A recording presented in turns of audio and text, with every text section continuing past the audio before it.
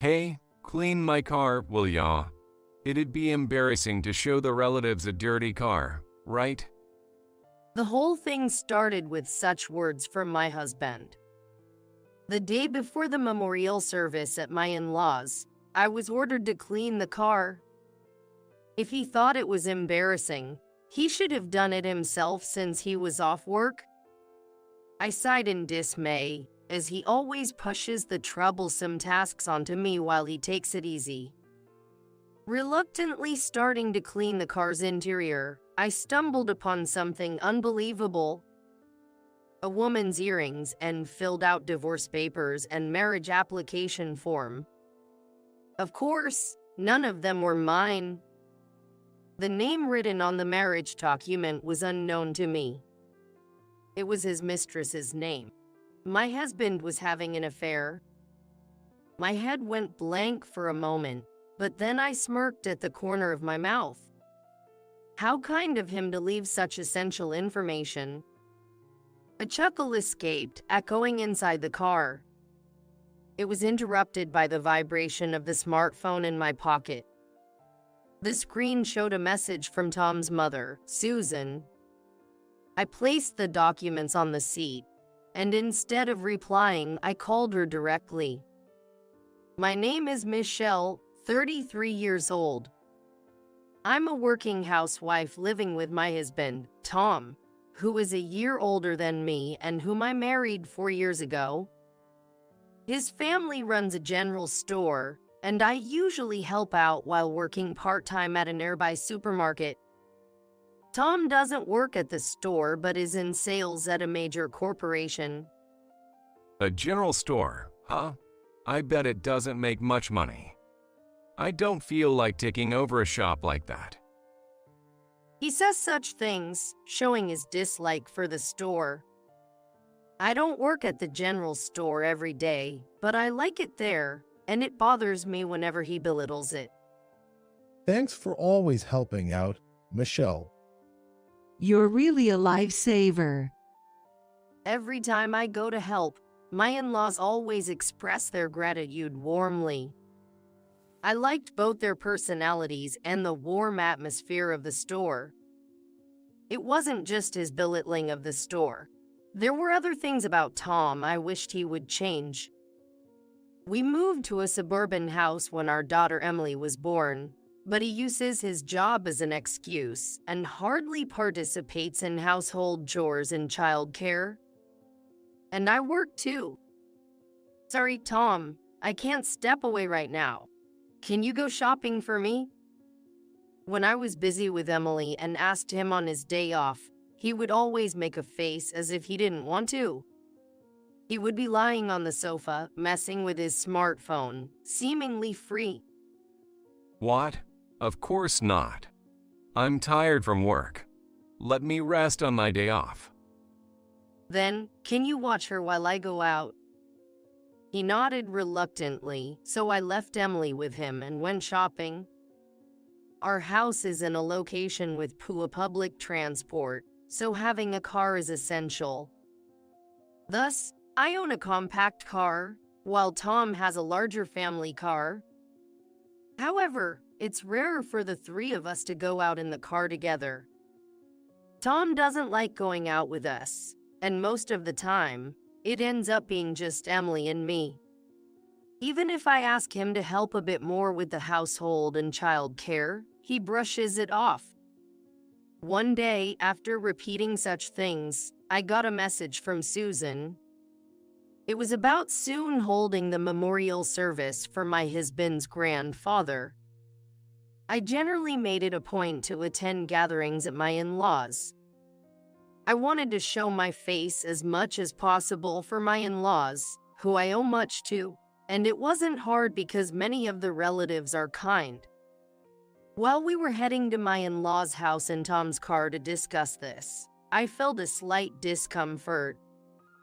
Something inside the car seemed a bit off. The passenger seat was slightly shifted, and the smell was somewhat different. These were trivial things, but oddly nagging. Feeling uneasy, I casually asked, Why does the inside of the car look different from usual? Did you give someone a ride or something? Yeah, I gave a colleague a lift. We had to go to the same place during work. Tom replied in a tone as if making small talk. I remembered him complaining about using his car for work, as he also uses it for commuting and sometimes has to go to sales visits with it. Why do I have to use my own car? Wish they'd let me use a company car. I see, that's what it was, and I was relieved. He didn't seem to be in any particular hurry, and I exhaled, relieved that I was mistaken. A little later, Tom's overtime started to increase gradually.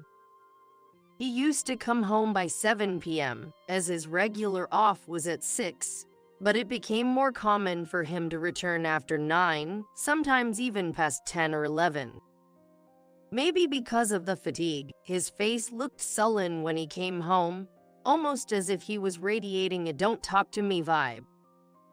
Worried that I might provoke him by speaking carelessly, our conversations as a couple dwindled. Naturally, Emily was asleep by that time, and the already limited interaction with her vanished. If you're going to neglect the household, you might as well quit your job and help out. He said it out of the blue. Despite having continuously worked part-time and helped at my in-laws, this was the first time he had spoken to me so harshly. Maybe he had become easily explosive over trivial matters. Even so, I felt angry, thinking he was being too harsh. I had not neglected the household chores. I argued that I had been doing the cleaning and laundry as usual and had prepared proper meals. And what exactly is done properly? The clothes aren't folded right, and there are books not put back on the shelf. How can you say everything is perfect? He nitpicked and complained. I hadn't changed the way I did household chores. Moreover, it was usually he who left things out and didn't tidy up. Frustration with him was growing inside me. Perhaps sensing the increasing tension between us, Emily seemed to cry more frequently than before. I tried to be mindful to improve things, but I would get irritated, unable to endure Tom's constant nagging and snide remarks. Around this time, I began to receive certain suggestions from my in-laws about the general store and Tom. A few weeks later, on the morning before the day of the memorial service. Hey, clean my car, will ya? It'd be embarrassing to show the relatives a dirty car, right? I had been ordered by him to do so. If he thought it was embarrassing, he should have done it himself since he was off work. I sighed in dismay, as he always pushes the troublesome tasks onto me while he takes it easy. Reluctantly, I started cleaning the interior of the car. Checking under the passenger seat for any trash, I noticed something. Reaching out, I picked up a hairpin and several pieces of paper. The hairpin was immediately recognizable as mine. Probably dropped and slid under the seat while I was sitting there. But what about these papers? They were receipts, all unfamiliar to me. Printed on them were a gas station logo, date and time of visit, and purchased items. Definitely not mine. The reason being, the store name listed was one I usually don't visit.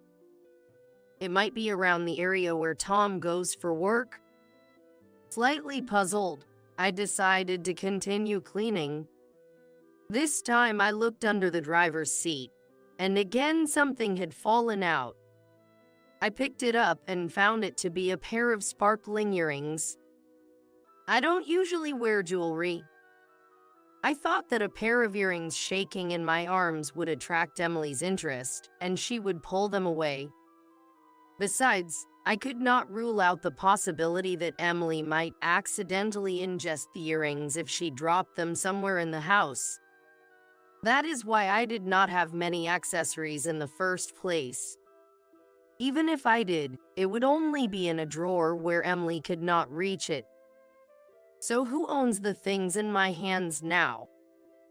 I remembered that I had felt something strange in the car before. Thinking about it, I think the smell at that time was a woman's perfume. It's not like I would lose something as obvious as earrings in the car. In other words, she may have left the scent or dropped the earring on purpose to make me notice her. Is this a declaration of war? I opened the storage compartment on the dashboard, feeling that if I looked for something else I would find it. I opened the dashboard compartment, expecting to find something else. To my surprise, I found a completed divorce and marriage certificate in there. Tom's name was in the husband column of the marriage certificate. And in the wife column, the name of a woman I did not know was written. My mind went blank for a moment. I had been thinking that it was suspicious when his overtime work began to increase rapidly. But this was a woman's shadow, no matter what I thought. I could already say that this was evidence of an affair. Even though I had a thinly veiled suspicion, I was puzzled when I finally saw something like this. But it was only for a moment. I twisted the edges of my lips into a grin.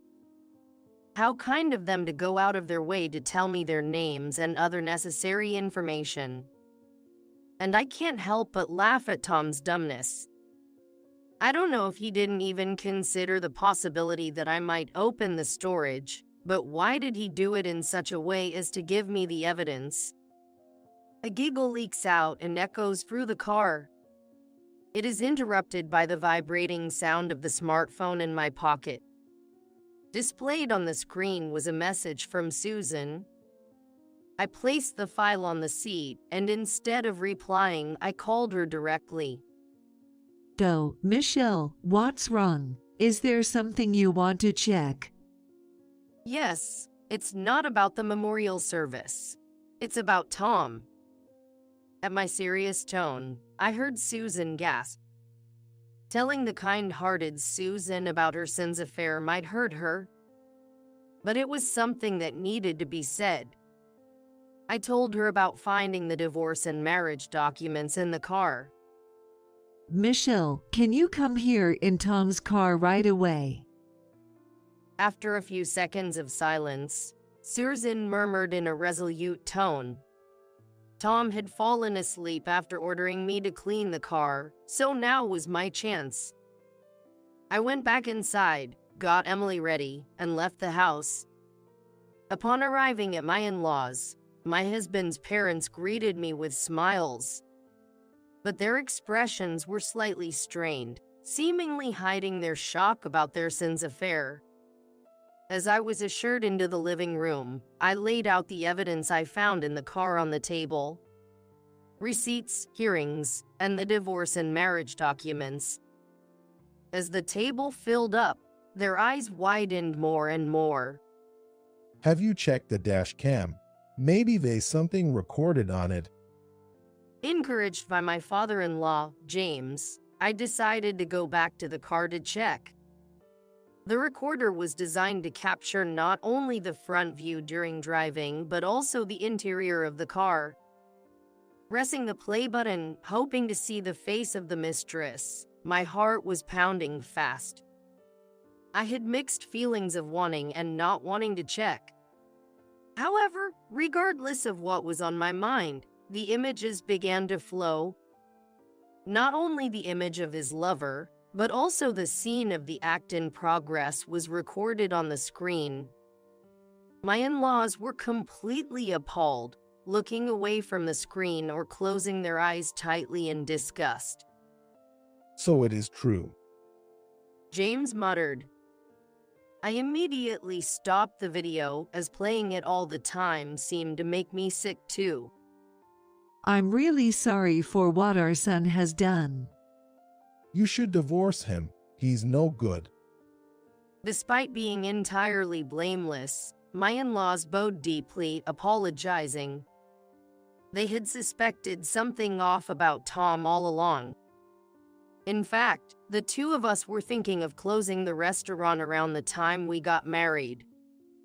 This was because sales were sluggish. However, sales began to grow after I started helping out. When I learned that Susan enjoyed making accessories as a hobby, I set up a website for the store and introduced it to the public, which became very popular, and the store's sales began to increase little by little.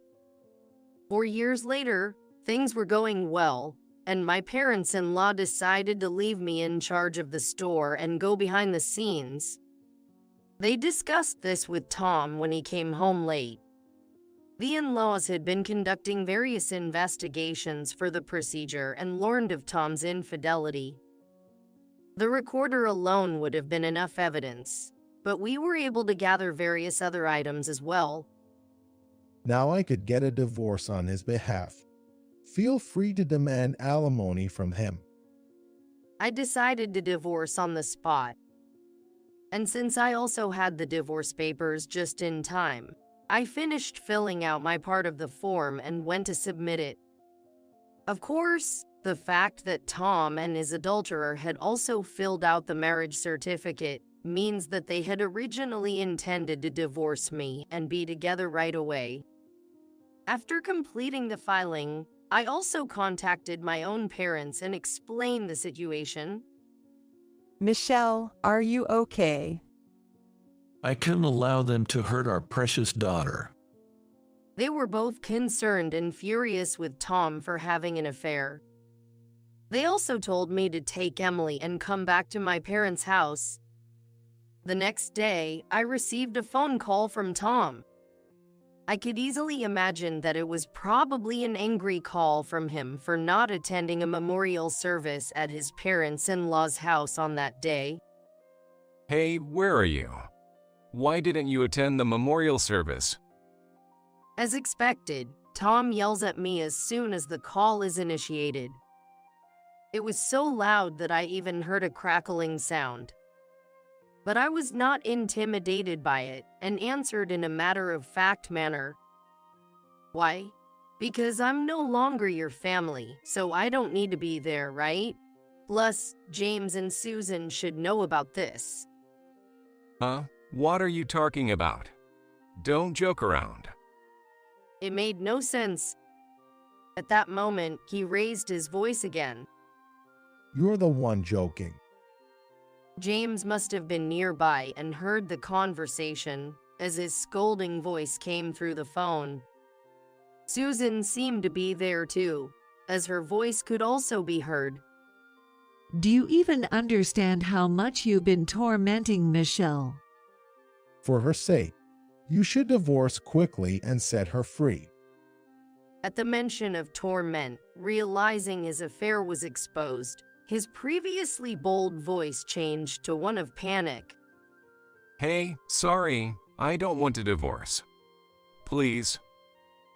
Though it wasn't a video call and I couldn't see his face, I heard the sound of him sniffling, possibly crying. But it was meaningless to act like this now. The divorce papers have already been filed. Besides, he was already married to another woman. What do you mean by divorce papers? And another woman? He sounded puzzled by what I was saying. Since everything was out in the open, there was no use in him trying to deceive anymore. Tom fell silent as if deep in thought, and I told him there was nothing more to discuss and hung up the phone. A month later, Tom visited me, seeming furious. His emotions were all over the place, irritated, then crying in panic, and suddenly angry again, making me think distantly how intense his mood swings were. Well, we're divorced, so technically he's a stranger now. You filing those papers on your own has caused me a lot of trouble. Take responsibility. Hearing this, I almost laughed but managed to keep a composed face.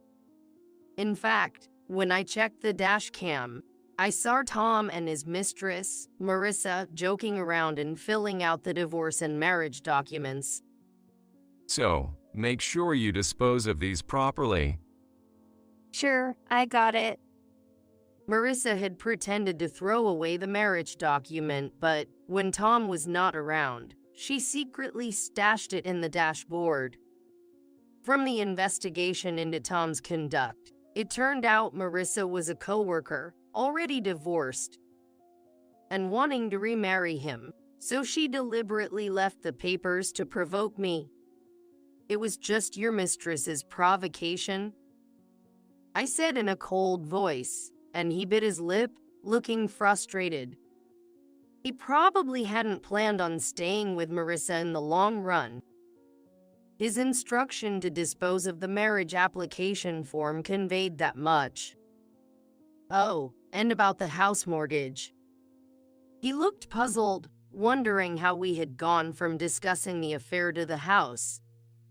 All this time, I've been covering the mortgage with my salary. But now that I no longer live there, I don't have to pay, right? My income included a part-time work at the supermarket, but the general store made more money. Even though it was a suburban house, the amount was substantial. Tom looked dissatisfied, realizing I had been covering most of it. What do you mean? That store can't be making that much money. He still seemed to look down on the store. Snorting and narrowing his eyes, he glared at me. He might think I was bluffing, but unfortunately for him, this was the truth. I pulled out my bank book, opened it, and thrust it in front of him. He blinked repeatedly, scanning the same spot over and over. He rubbed his eyes vigorously, then squinted, taking his time to thoroughly check each figure. He seemed to find it unbelievable that I had earned that much money. His head dropped in dismay, but then he quickly looked up and approached me aggressively. Right, my parents run that store, right. So it makes more sense for me, their blood son, to take it over, not some outsider like you. Faced with his sudden nonsensical claim, I narrowed my eyes at him. What is he trying to say now? After all this time belittling the store and saying he wouldn't take it over, he must have been blinded by the prospect of money. However, I've already taken over the rights, so he can't inherit it. I've already inherited the rights, so I won't hand them over to you. I said this while thrusting the store-related documents at him. They were clearly signed by me and my in-laws. So, then, He looked down and then up to the sky, moving his head frantically as if searching for words. Then, as if he had found what he wanted to say, he looked straight at me and spoke. let's remarry. What? I had absolutely no intention of getting back with someone who had an affair. It was clear that he had no lingering feelings for me. He was just after the money. Absolutely not. Besides, you're already married to another woman, right? With that, I sent him away.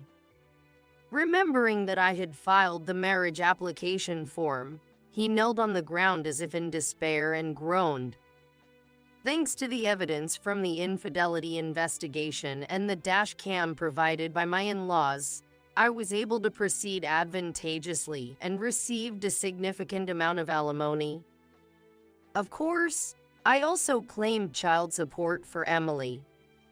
At this point, he had incurred debts, but to make matters worse, Marissa's former husband, Ken, also demanded compensation from him. The reason Marissa was divorced in the first place was that her affair with Tom had been exposed long ago. Marissa and Tom were initially just colleagues. As they talked more about work, Marissa became interested in him. She was the first to get serious, wanting to be with Tom and deliberately acting in a way that would expose their affair.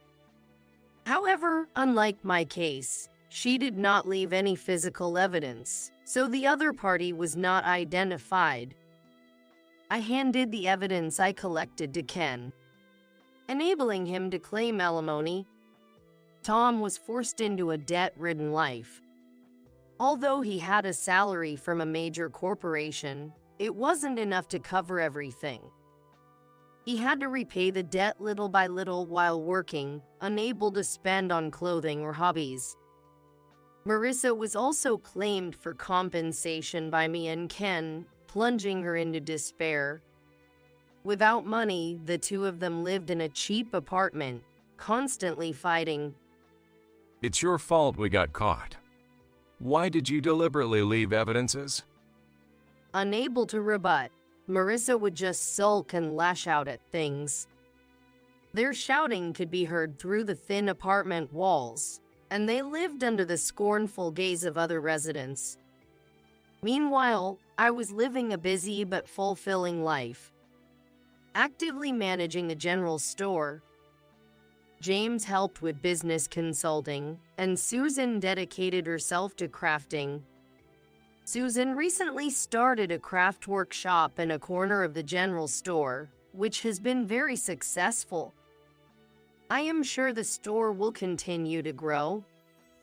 With this thought, I smiled as I imagined a happy future.